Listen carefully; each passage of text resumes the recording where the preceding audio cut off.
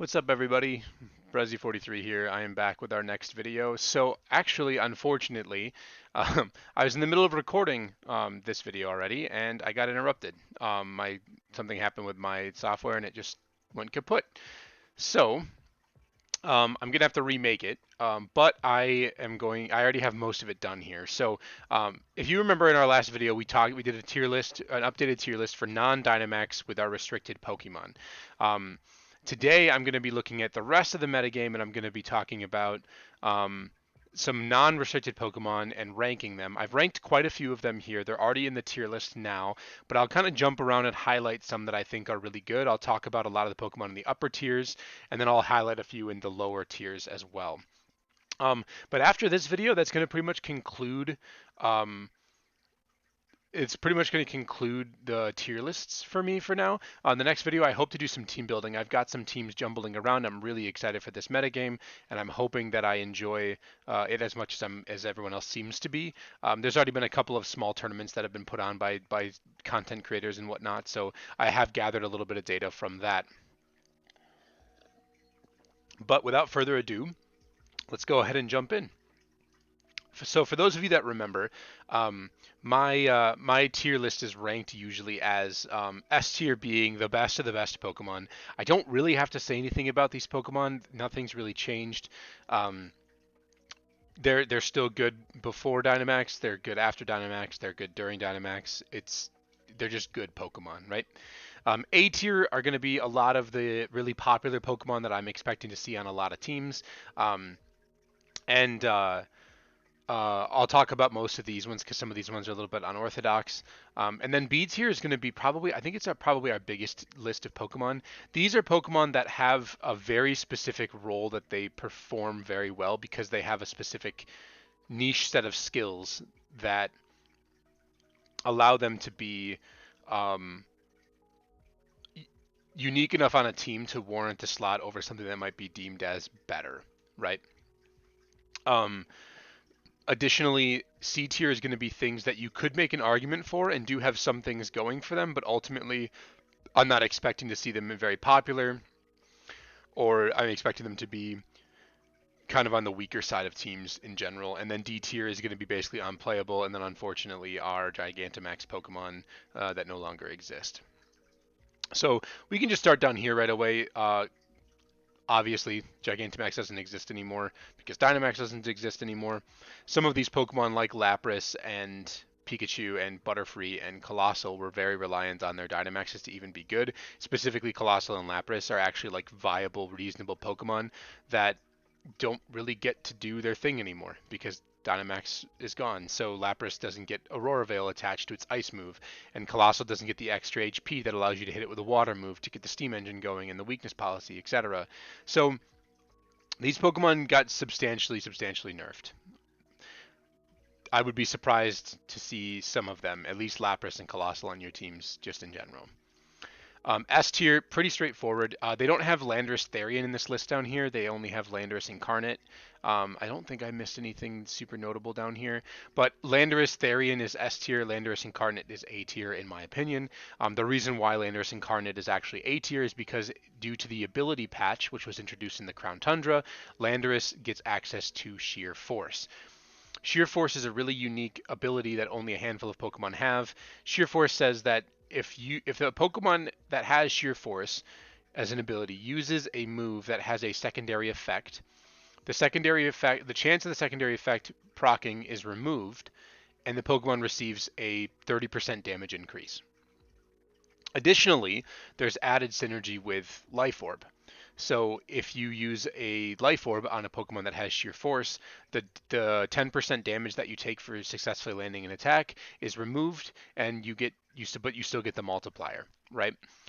So if you were Landorus Incarnate with Sheer Force Life Orb and you used Earth Power, you would not have a 10% chance of reducing the opponent's special defense stat by one stage, but instead you would receive a whopping 69% damage increase to your attack, which is phenomenal.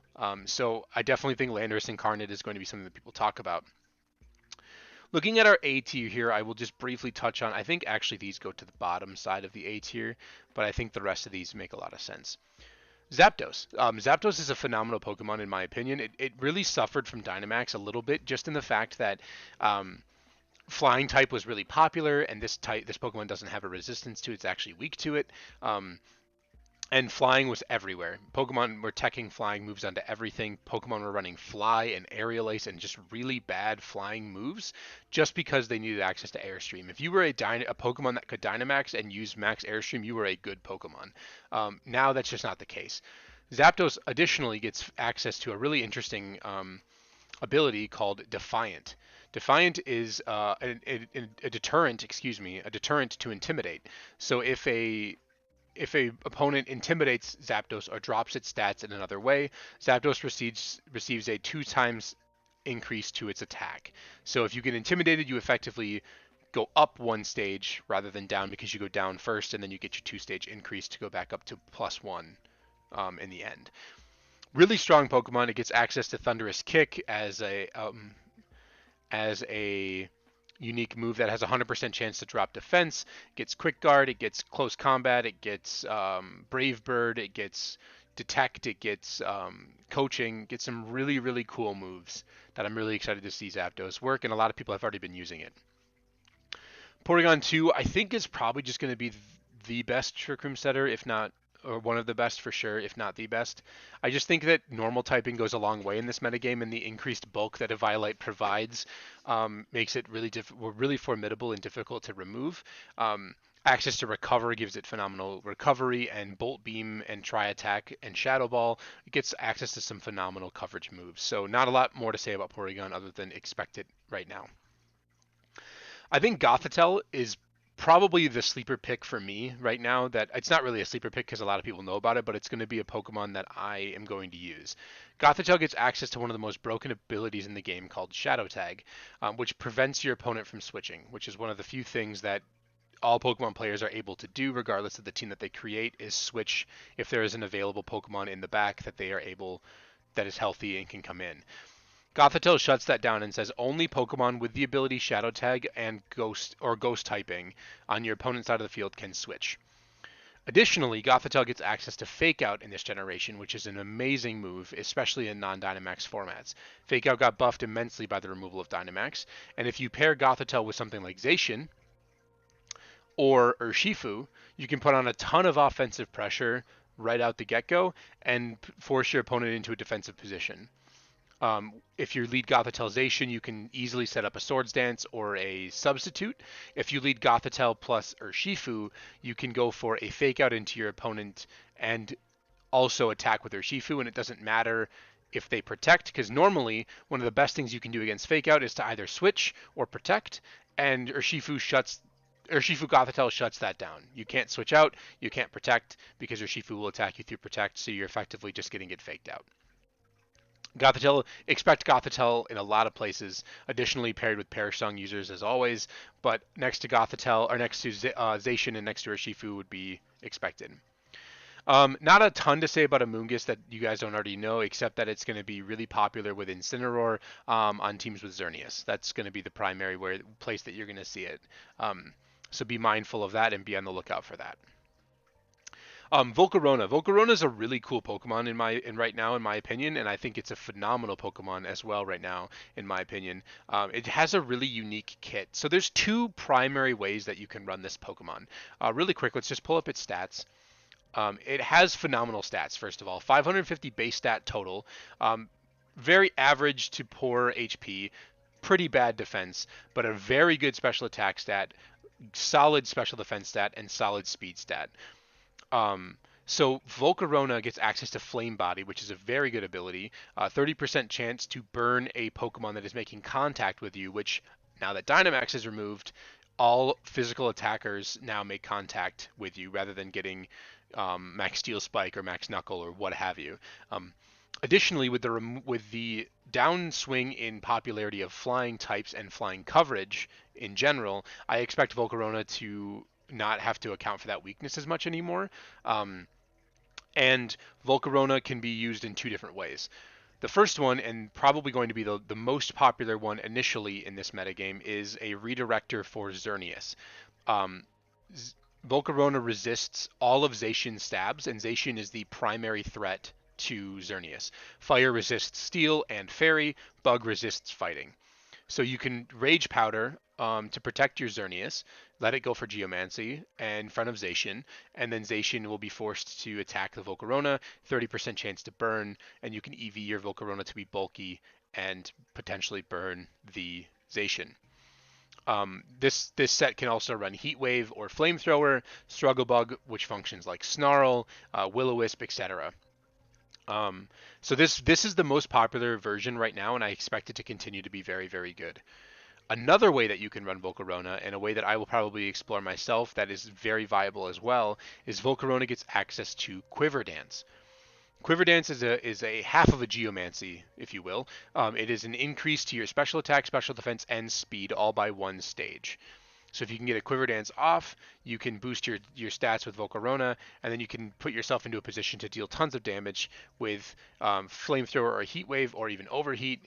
You've got Bug Buzz or Struggle Bug, and you've got Giga Drain and Hurricane as coverage. So expect Volcarona. I'm going to be using it myself. I think it's a very good Pokemon, and I think that it can be used on a variety of teams in a variety of ways. But right now, expect to see it next to Xerneas with Rage Powder. Tapu Fini, not too much new to say about Tapu Fini. I think that it's a very good Pokemon. Misty Terrain is very good. Expect to see some more support sets, I think. Tapu Fini has Nature's Madness, gets access to screens, it gets access to Heal Pulse. Very good support Pokemon for restricted metagames, so expect to see some support sets creeping around.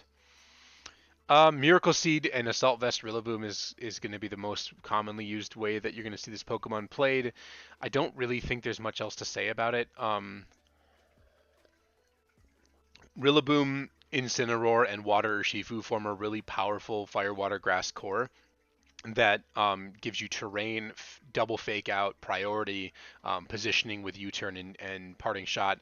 I think it's very, very powerful, and I think a lot of people are using it, so be on the lookout for that.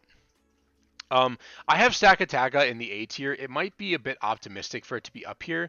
I just think it's a really good Pokemon in restricted metagames. This thing gets access to Trick Room, it gets access to Wide Guard, which, spoiler, got buffed with the removal of Dynamax, but also in a format full of restricted Pokemon with very powerful spread moves.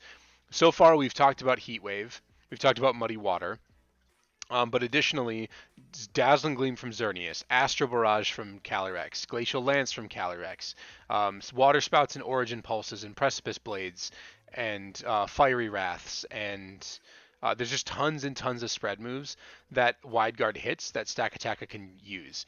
Additionally, Stakataka is a phenomenal answer to Xerneas. Gyro Ball from really slowed Stakataka does a ton of damage to Xerneas. Even if it's intimidated, it's still a 2-shot. It might even 1-shot depending on the spread. I don't know for sure, or depending on the item too. Maybe if you're like Life Orb or something and it's minimal bulk Xerneas. But that's why I have Stakataka up in A tier. I think it's a phenomenal Pokemon. Prankster Tailwind paired on Kyogre teams, you're going to see a lot of Tornadus. Nothing new here. The the horses I wasn't quite sure where to put. I think Spectre is better than Glastrier. I think Glastrier received a lot of bonuses from Dynamax. I think that getting the ability to pick up knockouts and increase its defenses was really big. But now things like Incineroar are just a much better answer to Calyrex than historically. So I think that without the extra HP that Calyrex gets, I think it's, or not Calyrex, I keep saying Calyrex, I'm sorry, Glastrier. I think Glastrier is going to be a little bit weaker. It might even be upper B tier now. Spectre is still really good. It's at a weird speed tier, so it might be on the low side of A as well, given that a lot of the Calyrex Shadow Rider outspeeds you and knocks you out. Incineroar is tougher for you to deal with now that you don't have access to Max Quake.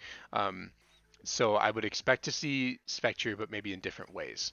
I have Garchomp and Entei up here as my final 2A Pokemon. I think these two are very good.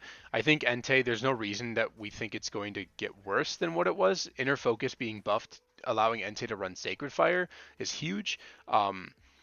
Being a strong fire type that is not Incineroar has its advantages as well, because a lot of teams play around. It's also part of the reason why Volcarona is good, is because being a fire type that is not Incineroar, like it forces your. Sometimes people build their teams to beat Incineroar rather than just blanket fire types. And this is a very offensive fire type that can carry Assault Vest and run Stone Edge, Extreme Speed, Snarl, Flare Blitz, or not Flare Blitz, excuse me, Sacred Fire. So this Pokemon will, the only thing it will change is that it won't likely be running Bulldoze anymore. Maybe it will for speed control purposes, but ultimately that was more of a weakness policy thing anyway, so I would be surprised to see that. And Garchomp, I just think Garchomp is a phenomenal Pokemon. It's a ground type that isn't Landorus and can match up well into things that you don't necessarily want to intimidate. Like Defiant Pokemon, like Garchomp versus Zapdos, I would put in Garchomp's favor. I think that it also has really unique synergy with Xerneas as well. I think it's a decent ground type to pair with Xerneas. So is Landorus as well, but I think Garchomp being faster and bulkier makes it a little bit better. And like I said, Intimidate's a phenomenal ability, but there's a lot of counterplay to Intimidate right now, and having a ground type that can offensively pressure things without having to intimidate them is nice. Next comes the B tier, and I started off with these Pokemon are Pokemon that I think are very good. I just don't really know where to put them. I think that I don't think they're quite as good as the A tier, but they've got some really interesting things going for them in a non-Dynamax metagame. So just to start, I've got Thundurus and Kartana and Dracovish and Grimmsnarl all in this tier. These Pokemon are very good. I think Dracovish got a huge buff from the removal of Dynamax. Thundurus is going to have to change back to being Prankster just because its offensive moves it gets on its Defiant set are just so weak. Fly is not a good move like we talked about. Wild Charge is very mediocre. Superpower is only good once.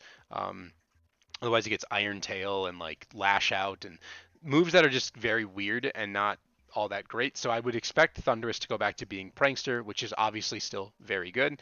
And Kartana is going to still be Kartana, Assault Vest, Focus Sash, but Kartana won't be running Aerial Ace anymore. Kartana will probably go back to running Night Slash or Knock Off or whatever dark move it gets access to. I just don't really know where to put these Pokemon. They're obviously good and they're still going to do the things that they've always done, but I don't know what Grimmsnarl is going to be doing outside of Prankster screens. I don't know if Kartana is going to be super ubiquitous anymore. I just really don't know.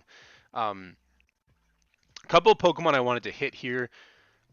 I still think Venusaur and Charizard are strong. I just don't think that they're as good anymore. I would still you should still expect to see them on some Groudon teams. Venusaur is a nice grass type that can sleep powder things still and can hit really, really strong grass moves into things like Kyogre. And Charizard can carry Choice Scarf and go for, solar power boosted heat waves with the Choice Scarf speed boost and deal with Zacian and whatnot. So I think that they might have some niche roles, but they definitely got worse with the removal of Dynamax. This brings me into a nice point here. Choice items. Choice items are going to be back in a big way. Dynamax, for those of you that didn't know, Dynamax removed the boosts that you got from choice items, basically just completely nullified them for 3 turns. So if you locked into Heat Wave as Charizard with Choice Scarf and then Dynamax, you could select any move you wanted to, but after Dynamax you would be forced to go back to Heat Wave. So Pokemon like Landorus may go back to being choice variants. I could see some Urshifus being choiced. I could see Choice Scarf or Choice Specs Entei even being reasonable. Obviously, Choice Scarf Dracovish is a thing, or Choice Band. And then I mentioned Choice Scarf Charizard. So choice items will be back in a very big way. In terms of previous monsters that have fallen, I think Metagross is just a B tier Pokemon now. It really thrived on Dynamax. And with the removal of Dynamax, I just don't think it's going to be as powerful. It's still Metagross, so it's still very good. But Metagross really benefited from being able to double its HP and get defense boosts with Max Quake and Max Steel Spike. And now weakness policy's been nerfed as well. So I just really don't expect to see a ton of Metagross. But it'll still be around. I think that Zapdos fell a little bit too. I think Zapdos is a Pokemon that it's always been good in VGC, so that's why it's still in the B tier for me. It's just that this should not be in B tier. Sorry, guys. Um, I think that Zapdos, without the ability to max Airstream, is going to have to probably change its kit a little bit. It may just drop Hurricane altogether, which is not uncommon. I've seen Zapdoses in the past were always Tailwind users. They often ran Electric Attack, Fire Attack, Tailwind, and Protect, or Volt Switch or something. I don't on Kyogre teams it can still run Hurricane, but outside of that, I don't really expect it to be um, running Hurricane. But it's still a phenomenal Pokemon. The last ones I don't actually know if Primarina is a B tier. Um, I think that Hatterine is a B tier Pokemon now. I still think it has some things going for it paired with Indeedee. Same with Indeedee, they're both B tier in my opinion. But it definitely nerfed it being a viable outside of Dynamax just because spread moves are everywhere and Hatterene really relied on the confusion to be really, really formidable.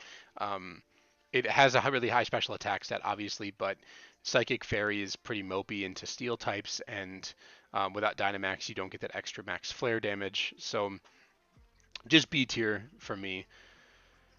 And Celesteela is the last like old school one I want to talk about. Celesteela is probably going to go back to being how it usually is in Dynamax or in non-Dynamax restricted metagames, which is going to be a Xerneas check with Wide Guard. So Wide Guard is again a phenomenal move into all these spread moves. Heavy Slam or Flash Cannon is good into Zern. Leech Seed endgames are very hard to beat, especially with such a bulky steel flying type. So I expect to see that go back. Um, the last few things I want to talk about in the B tier are some sleeper picks. Let's start first with Aegislash. Now, Aegislash was a VGC menace in the past, and it's a very good Pokemon. Fell out of favor in Dynamax because, for those of you that don't know, so Aegislash has two forms, and it can simultaneously switch between those forms in battle. One is called Blade form, and one is called Shield form. If you are in Shield form and you select an attacking move, just before you attack, you will switch forms into your Blade form and you will hit your opponent for damage. Let me pull up Aegislash just so you all can see it. So Shield form, 140 defenses and 60 HP with very poor attack. But once you switch to Blade form, you switch right before you attack and then you attack. And then you have 140 in your attacks. And Aegislash additionally gets access to a unique move called King's Shield, which allows it to switch back to its shield form and function like Protect, except it doesn't protect you from everything, only from damaging moves. 3 immunities is phenomenal, only 4 weaknesses is not bad, tons and tons of resistances. So I expect this Pokemon to come back in a big way, especially for a couple of reasons. One, it's a reasonable Xerneas check. 2, it gets access to Wide Guard, which, as we talked about, is a very, very strong ability. And 3, Shadow Sneak is very, very good into Calyrex and the like. So very interesting Pokemon indeed. I think it's going to see some play. Araquanid, I think, is also going to see some play because, again, it gets Wide Guard, and it's very good into Zacian. It's a bug water type which resists all of Zacian's stabs, similar to Volcarona, and it is not weak to, it's not even neutral to fire because of its ability Water Bubble. So with Wide Guard and Leech Life and Liquidation and Protect, I think this Pokemon is going to be very formidable in the metagame. Crobat, one of my personal favorite Pokemon from when I was a kid. Crobat is a very fast Tailwind setter who additionally benefits from the buffs to Inner Focus, because now Inner Focus makes you immune to Intimidate. So you can safely go for Brave Birds in the face of Intimidate and not worry about the drops. So you can actually deal reasonable damage. You've got Tailwind, you've got Taunt, you've got Quick Guard, you've got Haze, tons of good support options for Crobat. And the last one I want to talk about is Serena. I think Serena is a really good Pokemon, especially on Kyogre teams. It's a grass type that does well into both Rillaboom and Regieleki, and makes your side immune from Fake Out. As we talked about, Fake Out's going to be really, really big, and I think just having the ability to shut it all down with Queenly Majesty is phenomenal, and I think I would expect to see Serena be very, very good moving forward. Couple of other things. Hitmontop fills a niche role with an Intimidator with Fake Out and Wide Guard. Mandibuzz gets Tailwind and is very bulky Dark type. Um, and I think Dracozolt could be really interesting paired with Tyranitar for some added offense and unique typing. So, but yeah, the rest of this I'll just scroll down here so you all can see it. Um, Pretty interesting. Like a lot of these Pokemon, I don't really know how they're going to fit in a non-Dynamax metagame, but I think that it's reasonable to assume that some of them are going to be really strong still. Some of them are obviously going to be weaker.